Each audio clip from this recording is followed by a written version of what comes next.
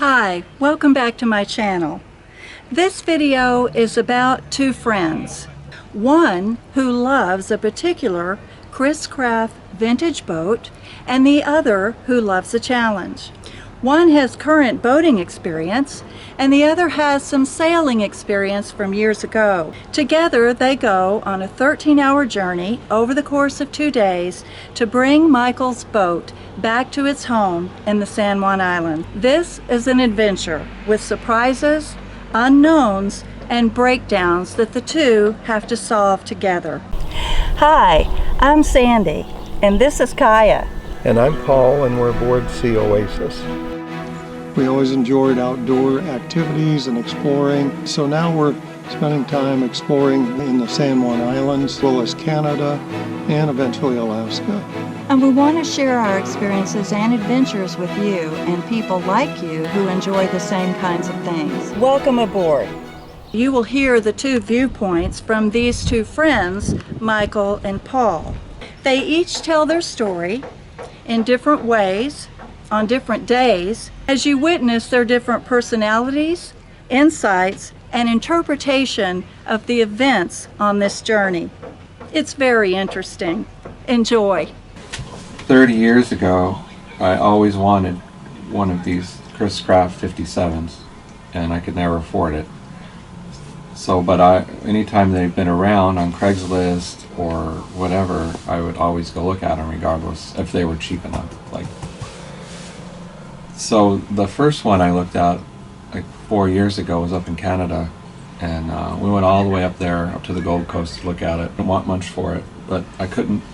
When we went to see it, I couldn't find anything good about the boat. It was all negative. So I kind of gave up on that. But every couple of weeks I would still look on Craigslist looking for one of these boats. And finally, I saw one about a year ago, but I didn't go down and check it out. They wanted a little bit too much. It was out of my price range. And so fast forward, so this one was pretty cheap. So I decided to go check it out, and it was down in Port Orchard, which was pretty far from here. Anyway, I went. We had an appointment to look at the boat, and it was in a boathouse at the yacht club. And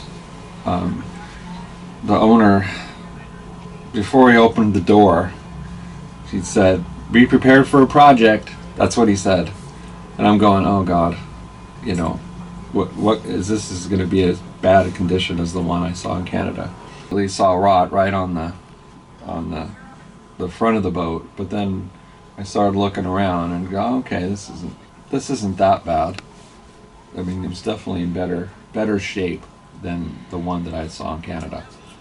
However, on one side of the boat was completely missing. On the doghouse part, it was just gone. There was plastic on the boat, and a bunch of cap rail was missing. So that was kind of a bummer to see how much work needed to be done back there. And he said he went cruising like that with this hole in the side of the boat with all this plastic. And he said people were laughing at him. I wouldn't take a boat out that had a giant hole in it. But it didn't look like that big of a deal to me to repair. So I went and saw the boat 3 times, and I went with my friend Thule the second time, and he told me to run for the hills. But I would have to be crazy to buy that boat, because it's a big boat, and Thule did not have any vision, so he couldn't see past all the bad wiring and dirty oil or anything. Some people just think things need to be perfect, and I just said, no, that's no big deal. I could see past all of these flaws in the boat, and I said, in general, it's not that bad. The bathroom, the water works, the toilet seems to work, and there's a bunk room forward of that has 2 at an angle. Yeah. The big pluses were it was fiberglass on the top and all the decks, so I knew it wasn't going to leak. And he had just had a lot of money put into the hull, and so I was confident that those 2 factors were was worth it, and the rest of it's just cosmetic, and I wasn't too concerned about the rest of it. And the interior was in decent shape, not great, run down. You know, it's about 60 or 70 years old, so it's just needed. It just needed someone to take care of it. Just put lemon oil on the wood made a big difference. To make a long story short, I only had really only had a couple of days to get the boat under control because I was having trouble with the yacht club because I was not a member and I was trying to sneak through the gate. and they didn't really approve of non-members working on boats down there. So I didn't want to get the owner in trouble, but I had a deadline and I had to focus for like 3 days to fix the hull and get some wood on the cap rail and try to put some paint on the boat. On the third day, I started to panic a little bit because I fixed the hull, but there was all these little things that had to be done and I just didn't get to them. And by the time once I took possession of the boat, I had to get it out of the boathouse immediately because he was under pressure from the yacht club. So I had to move the boat across the harbor to another marina, which was very expensive to stay at. And to be honest, I wasn't even sure if the boat would make it that far. But he was actually pretty skilled with that boat, and he got it out of there in really tight quarters. And I was shocked that it actually started up. And the bow thruster worked, and we got it across the harbor and we tied it up, and that was kind of a load off at that point, even though I was paying $100 and some a night to stay there. Welcome to yachting. It's going to cost you to, everything just costs money, and so just to stay there for like a couple of days, it was like $400, But then I was kind of burned out and I didn't really focus too much, and we had done nothing on the engines besides checking the oil, adding oil, checking the batteries that had water. But whether any of these systems actually worked, I didn't know. And so somehow Paul said he'd help me. I don't know why. He's kind of crazy for doing it because this is a boat that we don't know anything about, and it could easily have a problem at any moment, So anyway, I went all the way back to the island, picked up Paul, and he came down, and we decided to leave early we had about a 12-hour steam north to get it home. But the problem was we got there pretty late. The Brownsville gas was closed at 4:30, and it's like we'll never make it there, so we got to go back over to Port Orchard. It's not that far. Yeah, it's not terrible, to fuel up. We untied and headed over to the fuel dock, and the engines started right up. They smoked for a bit, but then the smoke disappeared, and it looked like a jalopy at first when we started it up. It was a little embarrassing, I thought, when it started it up. But then after the engines warmed up, it disappeared and we were okay. And I, of course, had no experience at all with powerboats. I'd only been I'd had sailboats. And, this boat was like overwhelming to me. I didn't know anything about anything.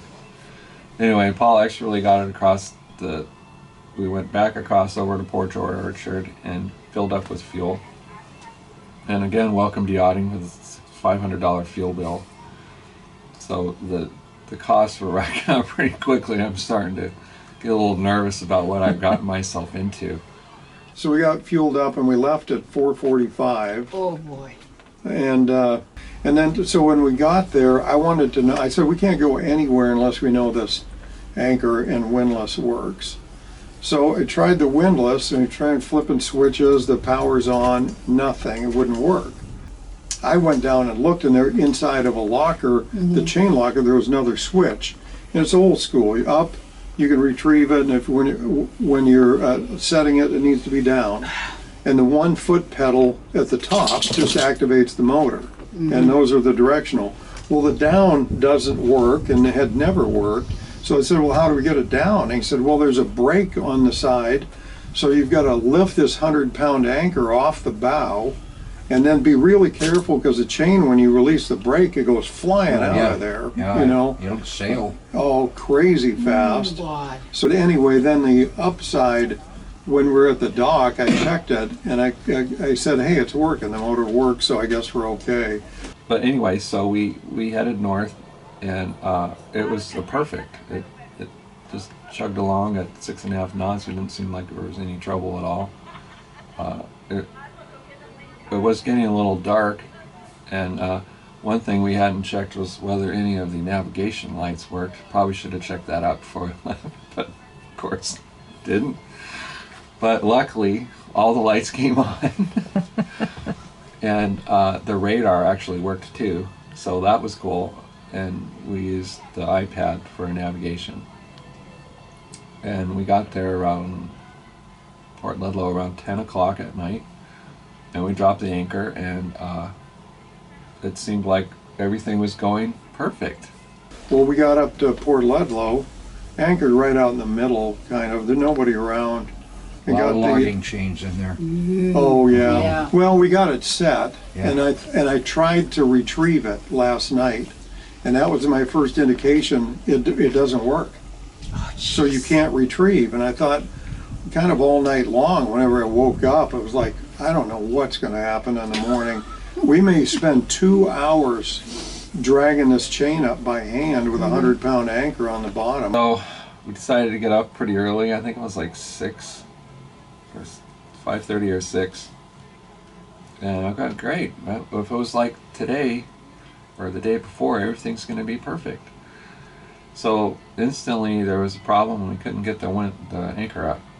I was flipping the switches, and inside the anchor locker, or the chain locker, there was a solenoid box. It's all opened up, wires going everywhere. I chased them down and saw they all looked to be attached to the switch, to the motor, and through these solenoids. The windlass would go up for a little bit, and then it would quit, or it wouldn't work at all, and we thought we were going to have to pull it up by hand, which would have been a Herculean effort, since it was a 100-pound anchor and a lot of chain. And then Paul had a great idea of hitting the solenoids with a hammer.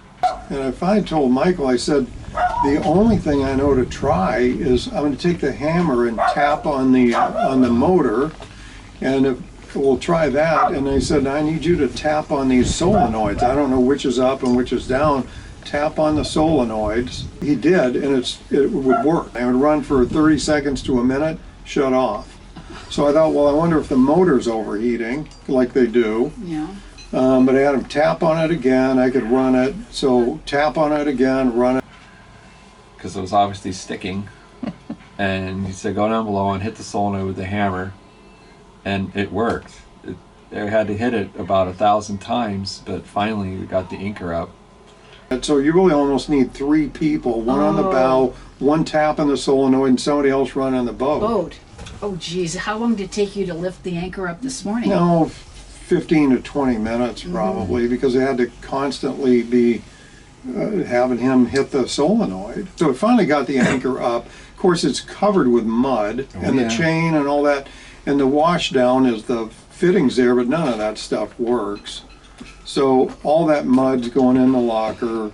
But we got it up, and we left right about 6:30 this morning. And you know, we're running, and I'd watched the currents were actually in our favor all day, and that was one reason I was watching that. I wanted to get as far as we did, because I said there is no way we can leave Bremerton this morning, go all the way. We're going to be in the middle of a squall almost out here in the Strait. I don't want to do that. If we go through the LeConner Channel, it's going to take us another day and a half. Yeah. So anyway, that was part of the plan. So we were doing okay on speed, but the boat runs about 6 to 6.5 knots. That's with both engines Yeah, going? with both Okay. engines. What diesels are in there? Did you know? They're Detroit. Really? Yeah, I don't remember the. Little 453s or 671s? They're more like 671s, Yeah, I okay. think. The guy that you bought it from said it ran 6 to max about 8 knots.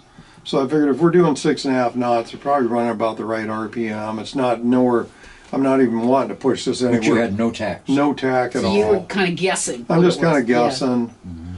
We get out of there and the engine started up fine and snow. We wanted to leave early because the current would be with us the whole way home.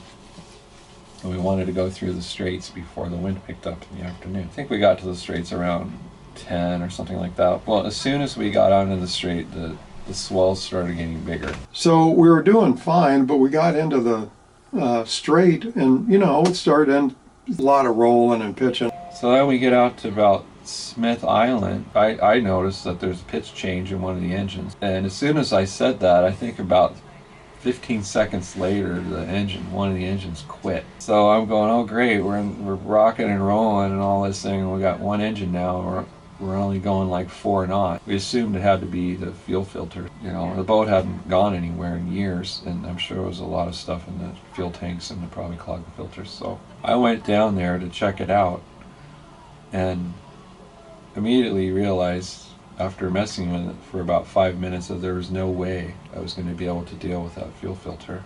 And first of all, I was getting seasick being down close to the keel like that. Yeah. Because it was pretty heavy, and also the mistake was not, you know, you always hear the term batten down the hatches. Well, I didn't do that, and there was stuff flying everywhere. Glasses, TVs, everything was flying all over the down below. Gosh. The propane bottles Oh, apparently weren't hooked to anything, but they were up in the storage locker just banging around. Sound like a bunch of big tin cans up there. And I'm just going, oh my God, this is a mess. We got one engine. There's pretty decent swells, and but then it would mellow out, and then it would pick back up. And I think that we could have probably walked faster than the boat was going at that point. But somehow we made it to Cattle Pass, and we were just praying that other engine didn't quit. And I don't know how it didn't, because I just looked at the fuel filters today, and they're totally brown with crap in there. I mean, it's a mess. Just looked at those today. Just Fortunately, Cattle Pass, the current Should have was, been on your butt. Yeah. it was big time. We were doing over 10 knots. Jeez. Cattle Aren't you Pass. glad it was with you? Oh, we would have been sitting out Yeah, there still. yeah. You know how it is once you get into Griffin Bay. It was fine. There's a fair amount of water moving, though, swirling around. But I ended up driving almost the whole way. So anyway, we got up here. I thought we were home free at this point, but this is actually when the real trouble began. So another thing that you always want to do that I didn't was do your homework on your charts and everything else.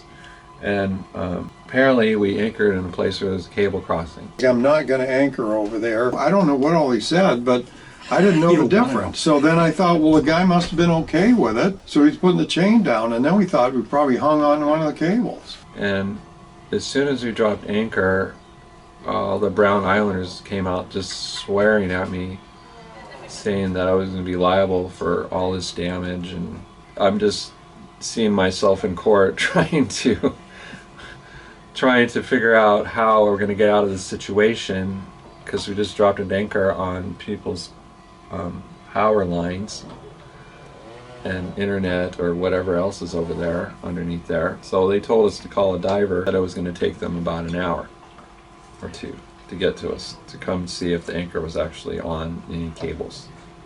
Although I didn't see how it could be, because we were in between the two cables. But anyway, I was starting to panic a little bit for sure about how this boat was basically going to ruin my life at this point. And yeah, it's like, okay, I'm gonna have nothing. They're just gonna take everything. We started just drifting, and Well, I saw you were moving. yeah, You were we're dragging. moving. It's like, hopefully it's not dragging on the bottom. It's a nightmare. Okay, so then we decided to chance pulling up the anchor in there. So, but of course the anchor wouldn't come up again because of all the solenoid problem. So it became kind of another serious problem when Paul was trying to pull up the anchor and I'm hitting the solenoid and no one's at the throttles and the boat's starting to drift or move around, getting too close to buoys and then you got the people swearing at us. I started to get a little, I don't know what the term was, but I just thought this is the worst day ever. But then we noticed that the boat was drifting, and so we figured that there was probably no way that the anchor was on the bottom and that it was suspended. It was pretty deep water there. I don't remember exactly what it was, but so the Brown Island girl left, and somehow we got the anchor up after, I think this time we probably hit the solenoid 10,000 times before it finally got up. And I just looked over at Paul. We powered up our one engine and got the hell out of there. Finally dropped anchor, a few hundred yards away. I was so wigged out, I had to sit on the boat for a couple hours and decompress. And I got more bad news from the diver about some other stuff, but I still had to pay the diver a couple $100 just for the standby fee, even though I told them that they didn't have to come. And so it was a pretty expensive trip, but I learned a lot. It's kind of like pre-flighting an airplane. You got to pre-flight your boat, and I really didn't have the time or the knowledge. I didn't know anything about boats of that size or any of the systems. I really had no idea what was going on. I knew how to work with wood and deal with things like that, and I spent way too much time on the cosmetic aspects of the boat, but I certainly wasn't going to have people laughing at me when I left the dock. Yeah, before you go anywhere, it's not good to have deadlines for sure, and probably have a mechanic or somebody else look over the basic systems and make sure your navigation lights work, your windlass work. I think the windlass is probably the most important thing. Lose both your engines and get closer to shore, you can just throw the anchor out and just kind of save you there. And then read your chart. Now after it's over, it's a couple weeks ago, I'm not so overwhelmed by the project, and every day it's getting a little better, and I replaced the solenoids on the anchor windlass, so I don't have to hit it with a hammer anymore. And I certainly knew what I was getting myself into as far as responsibility on the wood boat. We found the horns worked. You just pull down Pull on down. We were pressing for this way. Pull it down like a train. your train whistle. When you have passions for stuff or your dreams, it's just like you just got to go for it sometimes. We invite you to join us as we travel and explore the San Juan Islands, the Canadian Islands, and eventually up to Juneau, Alaska. If you like what you're seeing on our videos, please watch more, and we hope to see you next time. Thanks for watching.